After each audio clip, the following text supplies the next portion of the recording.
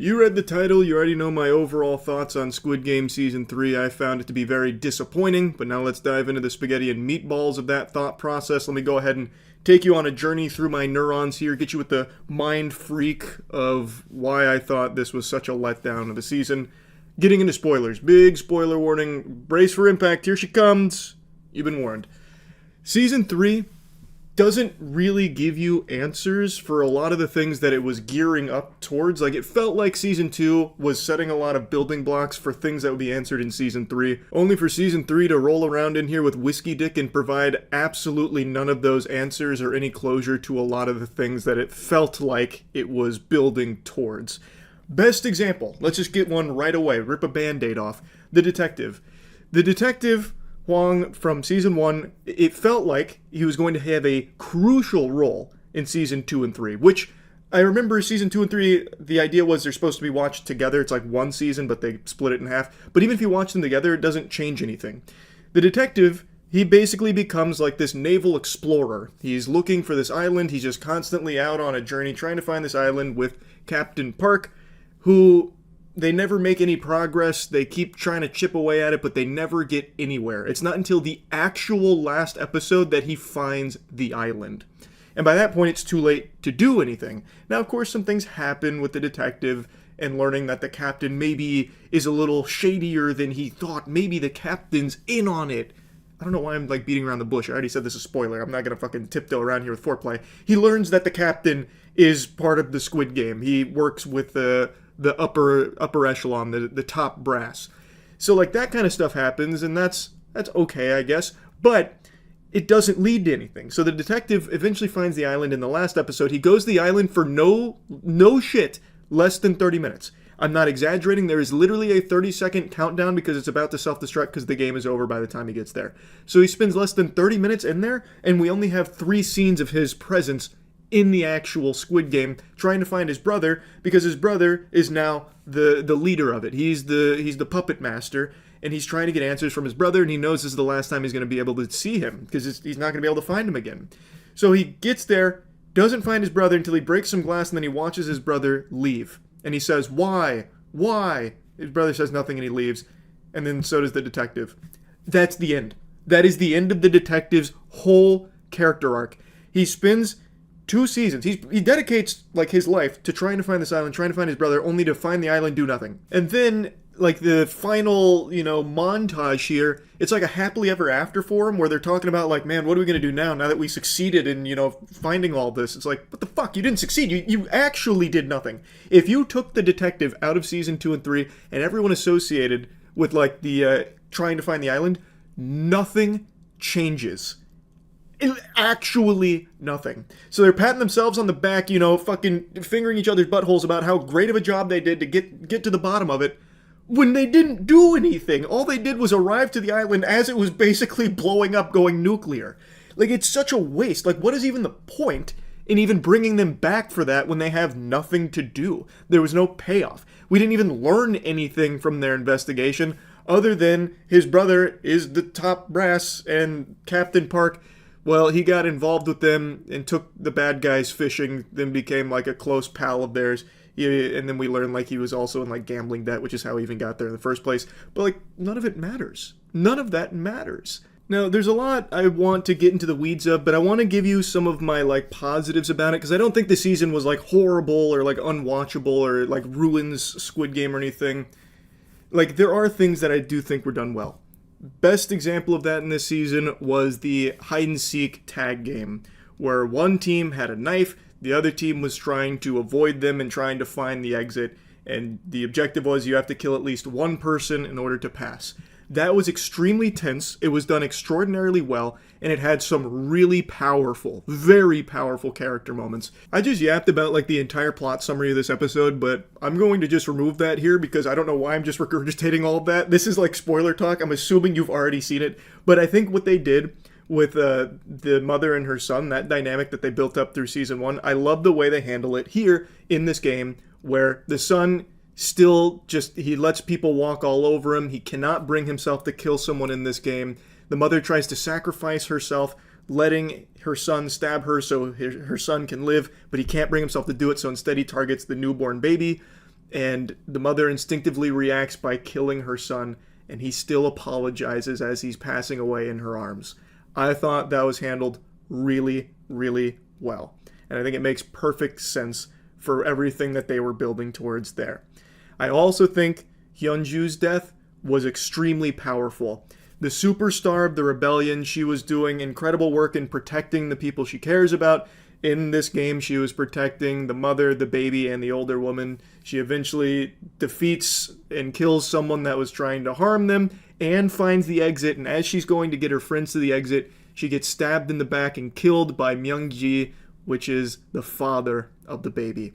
Murders her right in front of them. I thought that was excellent. Like, it was extremely sad. It was very emotional.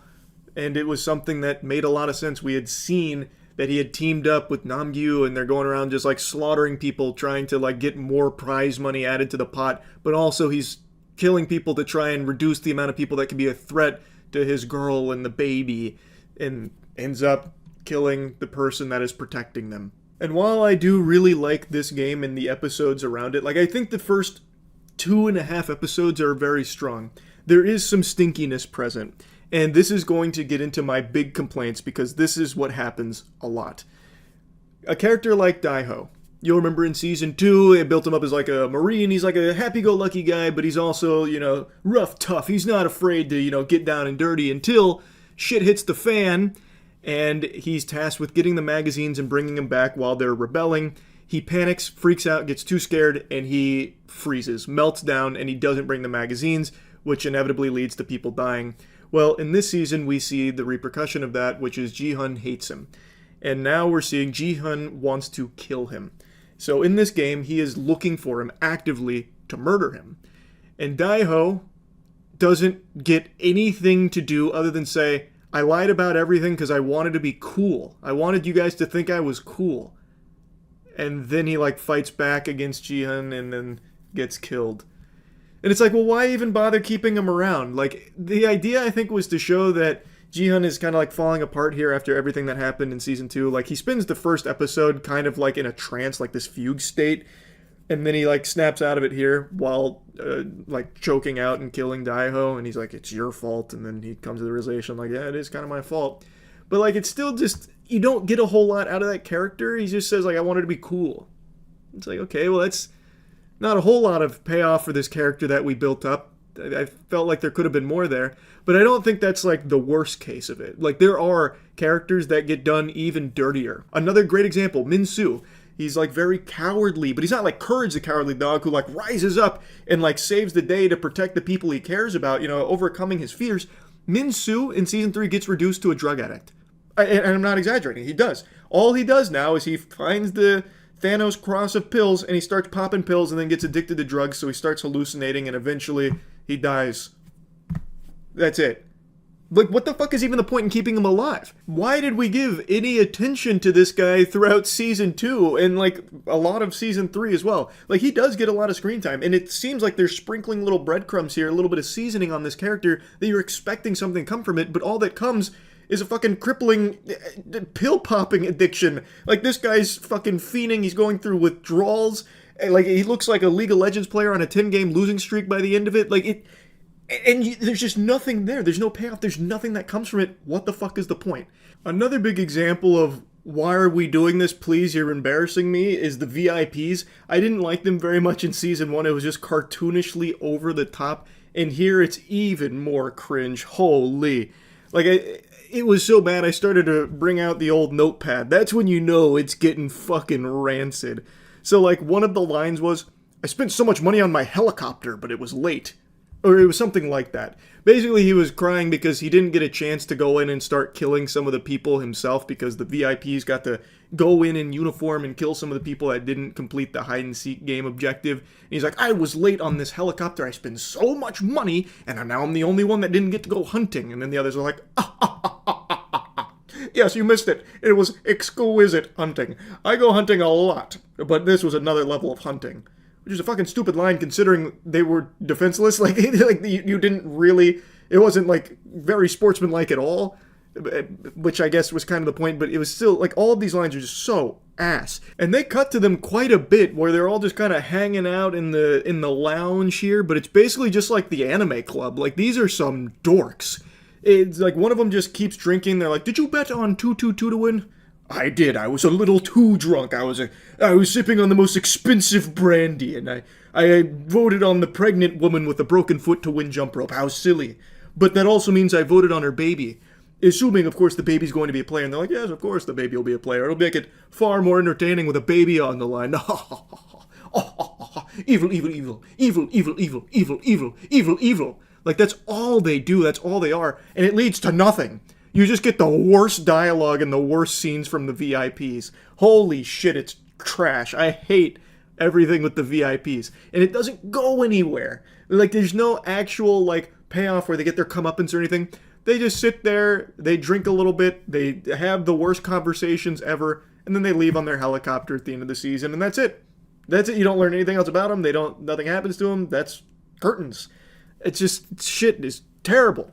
Even if they did get their comeuppance, all of their scenes would still be terrible. Really, the show does fall apart on the jump rope game. Even though I don't hate the game itself, it's not as good as the glass one, obviously, but I didn't hate the game. It's very simple. You cross a bridge while jumping rope. It's literally a Mario Party minigame. Then there was a twist where once one of them got across, he started pushing the others back, killing them, basically trying to just leave it so there's only him and Jihan, because they're the ones that passed at the time, to win it. And I actually thought that was pretty good conceptually, and it was clear what was going to happen. Junhee was going to die here, because we saw her break her ankle in the hide-and-seek one. So it was very clear she wasn't going to make it across, so she sacrifices herself, and then it is all up to Jihan to protect this baby. Myungji is still alive here, which is the father of the baby and the former lover of Junhee, which of course now puts these two together going into the final game. Big problem is, though, all of the characters we've cared about up until this point are dead. It really seems like the tag game before the jump rope was like the finale game, because that's where all of the characters we gave a fuck about lost their life. So then after the jump rope game, the people that make it are people we just don't even know, except for like the older guy. That guy is still there, and Myungji, but other than those two, it's just faceless nobodies. Like, it's just NPCs around here that we have not learned about at all, other than like a couple of glimpses here and there. So it takes a lot of the oomph out of the final game, because you don't care what happens to them. And it unfortunately leads to Myungji becoming just a psychopath. Like, they build up this character, they have him be like kind of flip-flopping, going in a lot of different directions. Like, for a little while he wants to protect the baby, protect Junhee. He does a lot of things, even like sides with Jihan against the other group in like the final game, which is the Squid game, but in the sky. So he's like pushing people off, then betrays them in order to team with Junhee and protect that baby together. And then he just becomes a psychopath. Like, going into the final part, after everything goes tits up, he just becomes a raving lunatic. And that's it. And like, that's fine, because they did kind of plant a couple of breadcrumbs throughout that kind of leads you to believe that could happen. Like, he is just all about the money and all of it's been fake. That, like, I don't have the biggest issue there, but the big issue arises in that final game where, again, you don't care about the characters, but also, like, he was so logical and, like, so, like, calculating, and then all of a sudden Myungji just starts killing people on the second to last platform, knowing full well they need to kill someone on the last one in order to end the game. Why is he killing them on that platform? He could have just waited till the final one for that betrayal and gone from there. Well, not for the betrayal, but for like the, fucking piling up corpses. The big twist on that one, though, was one of the guys who they had beat up in order to drag to the final platform to just be like a easy sacrificial lamb. Well, that guy says, "Fuck you," literally just dives off the platform, killing himself, giving the big middle fingers to Myungji, like, "I will not be your lunchbox," as they called him. So then that's when it becomes Jihan versus Myungji, and he just becomes just a full-blown psychopath, which is very, I don't know, it feels like kind of a cop-out. Like, it made you want to just root for Jihan, like, oh, now it makes sense why he's about to kill this guy. But then another big problem arises where they don't hit the button to actually start the game, and he ends up killing him, so then it doesn't count, so then Jihan has to sacrifice himself so the baby wins.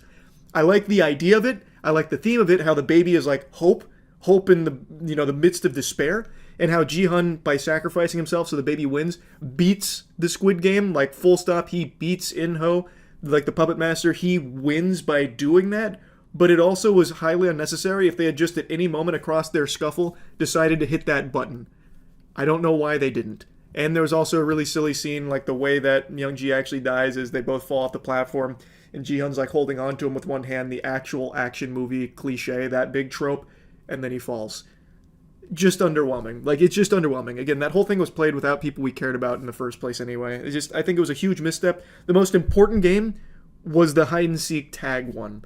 That was the season's peak, and then from there, it went into just fucking messy, very unsatisfying territory. But I'll get a couple more positives out there. I thought No-Kule's storyline was good. That was actually pretty satisfying, where she squares off against one of the big bads there, and she's trying to protect that guy, player 246, that she knew because of his daughter who was sick, and it really strikes a chord in her and reignites that feeling of hope that she used to have with her own family.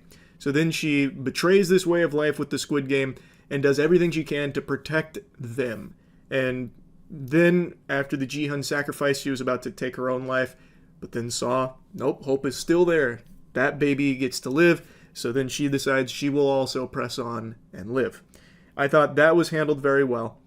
But now let's go back to another negative, because I forgot to mention this one. What was supposed to be the big climax reveal where Ji-hun learns that the guy he used to call a friend in Season 2, the guy he thought was dead, is actually the game's master. He is actually the showman. He finally takes off his mask and reveals himself to Ji-hun. And we get a little bit of In-ho's backstory, not much. It's all very shallow. We don't get to actually learn a lot about him, or a couple of other key people I thought that we'd learn more about. But like with him, we get tiddlywinks. We get to learn that he was also a player in the game. And this conversation between the two of them I thought was going to be big. It wasn't. It was actually maybe like 5 sentences total, where In-ho gives him a knife and says, the other players are conspiring to kill you in this next game, you and the baby. This is your best chance. Take this knife, go in there, kill them now, and you will win. So he gives him that knife, and then we see a flashback to where the previous game's host gave In-ho that same knife, that same choice, and In-ho went in there and he slaughtered them. He killed them. Well, Ji-hun doesn't do that, obviously, and goes through with the game, but then getting into the final game, I will say, it's not like he really did anything. He actually just sat on low power mode. He actually just sat by idle like he was just fucking glitching. He just sat on the side and let people bicker amongst each other, like just have all kinds of little arguments with each other. He did nothing. He got very lucky. That's it. And that's supposed to be like his big stand against In-ho and like defying what he thought was the only right choice. But he just got really lucky that the others kept arguing so much. Which, again, like, it did make sense, I suppose, but it was just still a little underwhelming. It wasn't like a triumph, like, take this, In-ho, my way is the correct way, watch. And then he didn't prove it until the very end, where he squares off against Myung-ji and then sacrifices himself. That was, like, the big I win, you lose moment. But that conversation, I just thought was so lackluster. I thought it was just so underwhelming, unfortunately. I would have liked a lot more from that. And really everything around In-ho ended up being very underwhelming. Like, we have spent so long with the detective trying to get to his brother and they don't even get to talk. They don't even have a single conversation. The best he can do is just ask why and just gets crickets. Like, that sucks. Like, that just sucks. Why did we even build towards it? I don't know. I could yap more about it, but the point is, I just felt Season 3 was just so disappointing. Oh yeah, in the actual, like, last scene, you get In-ho driving around in America, and he happens to see an American recruiter playing Dodakchi with someone in an alleyway, thus setting up the American Squid Game spin-off. Woohoo! Yeah. Cool, I guess. Can't wait for that. Like I said, I don't think Season 3 ruins Squid Game, but man, was it lackluster. It was not amazing. Not the conclusion I would have liked to see. Some good moments. Definitely some good moments. A lot of bad moments, though, too. That's really about it. So, yeah.